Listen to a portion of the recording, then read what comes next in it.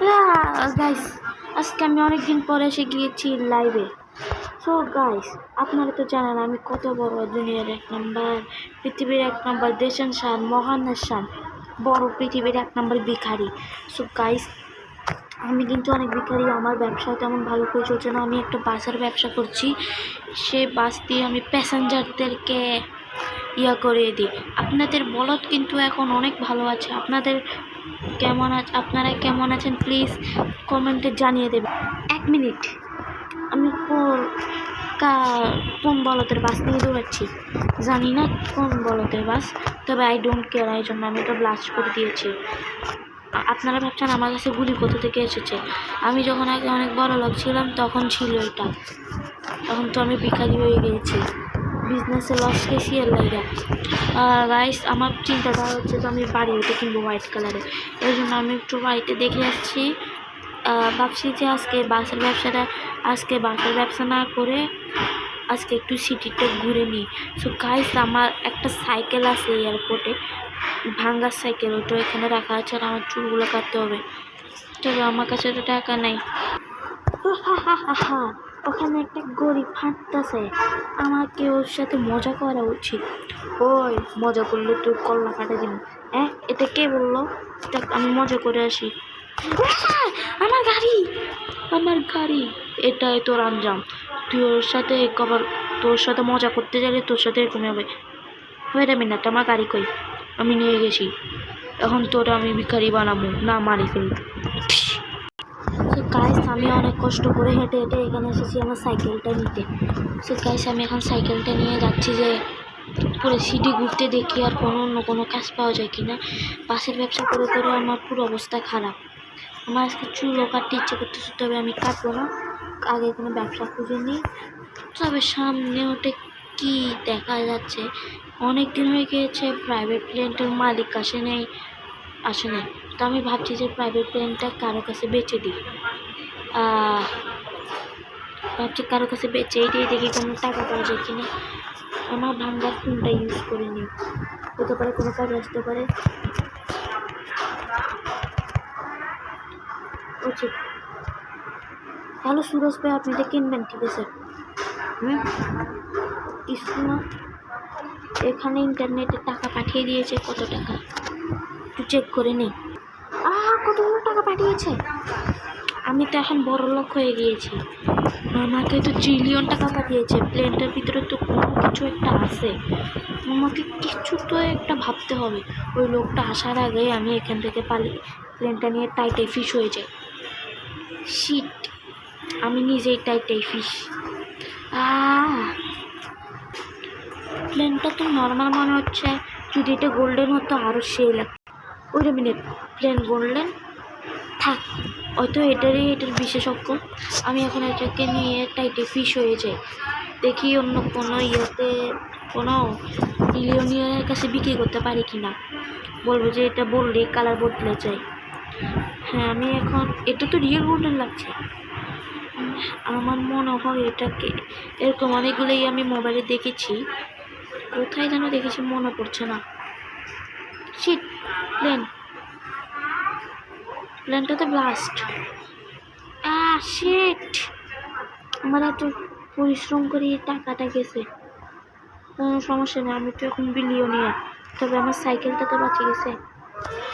সাইকেলটা নিয়ে আমি এখন শপিং মলে যাই, তার আগে চুল কাটাই আসি। গাইস, আমি সাইকেল নিয়ে বেরিয়ে পড়েছি। ওটা তো ব্লাস্ট হয়ে গিয়েছে, তারপরে আমি ওটা একজনের কাছে তার আগেই বিক্রি করে দিয়েছিলাম। আমি এখন ট্রিলিয়নিয়ারের উপরে। তবে চুল কাটার সেলুনটা কোথায় পাবো খুঁজে পাচ্ছি না। ওই 4-5 বছর হয়ে গিয়েছে, তো এই জন্য আমার মাথায় ঢুকতে মনে আসছে না। পাইছি, আমার বন্ধু রাকেশের বাড়ি, তার আগে আমি চুল কাটিয়ে একটু হয়নি। আজকে আমার সাথে কি হচ্ছে বুঝতেছি না। তার আগে চুলটা কেটে আর্মি সাইড দিয়ে নিই। আমার দাড়ি, এগুলো কাটবো না, তার আগে চুলটা কাটে নিয়ে ঢুকছি।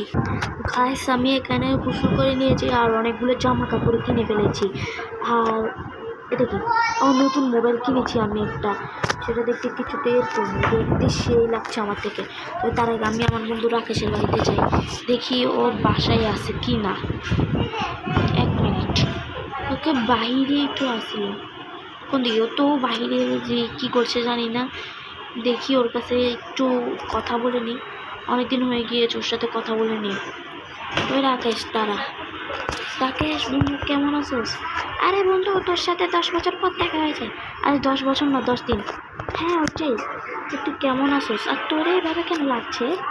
আর আমি এখন চিলিয়নিয়ার হয়ে গিয়েছি, তুই এক চিলিয়নিয়ার, হয়তো তোকে কেউ ভিক্ষা দিয়েছে।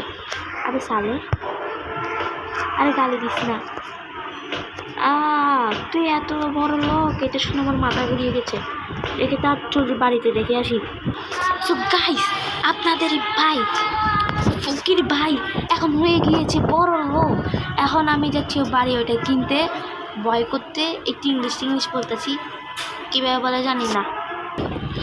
আমি এখন অনেকগুলো গাড়িও বয় করব, বিশেষ করে সারপ্রাইজ। আপনারা যদি সবাই আমার এই ভিডিওতে 1K লাইক এবং সাবস্ক্রাইব করে দেন, সবাই যদি লাইক এবং সাবস্ক্রাইব করেন, যারা লাইক এবং সাবস্ক্রাইব করবে তাদের বাড়িতে একটা গিফট পৌঁছে যাবে। আর বুঝেছেন, আমি এখন বাড়িটাকে একটু বয় করে নিই। এই বাড়িটার দাম কত হবে জানি না। 1 মিনিট, এটা কি? হ্যাঁ এটা কি? আমার দেখে মাথা ঘুরে গেছে। সামনে একটা বোর্ড ছিল যে বাড়ি এটা ফ্রি, আর আমি এখন খেয়াল করছি ফ্রিতে বাড়ি।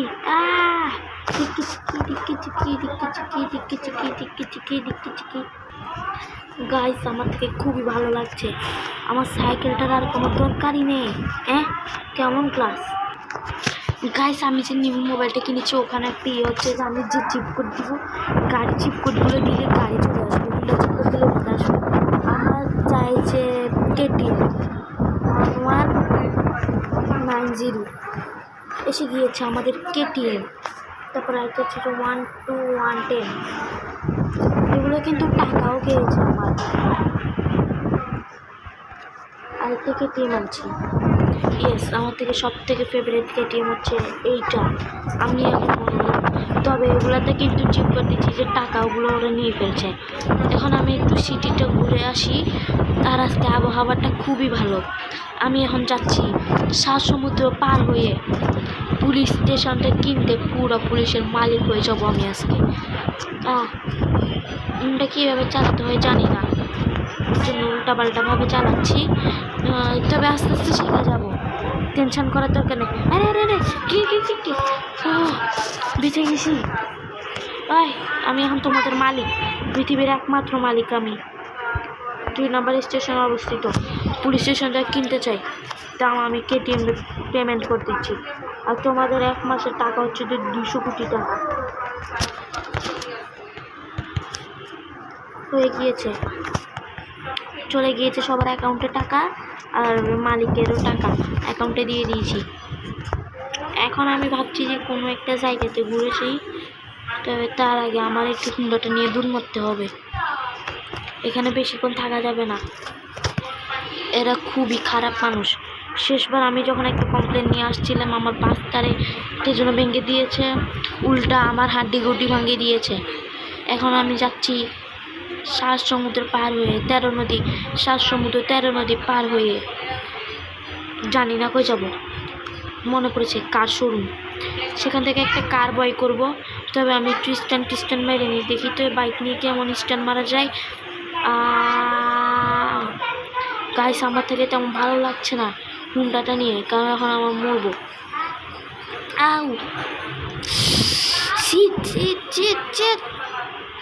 দূর, মাথাটা খারাপ হয়ে গিয়েছে। এখন আমি ভাবছি যে মাহিন্দ্রা থার ঠিক করে দেয় না, এটা বয় করতে হবে শোরুমে গিয়ে। তো গাইস, আমি নিয়ে নিয়েছি মাহিন্দ্রা থার গাড়ি। এটা আমার থেকে খুবই ভালো লেগেছে, খুবই।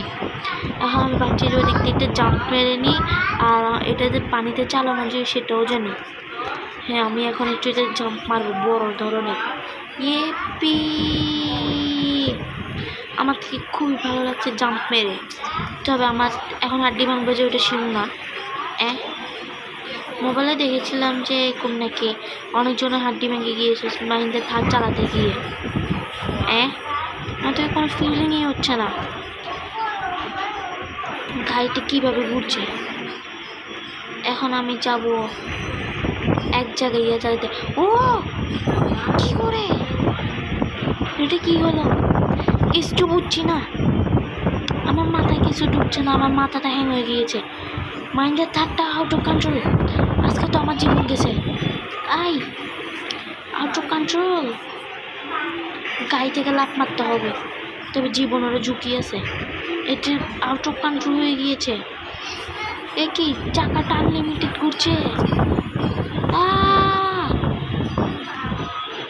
আরে এটা কি কিছু বুঝছি না। ও কোনো মতে থেমেছে। আপনাদের জন্য ভিডিওটা ছিল এইটুকু। Bye by.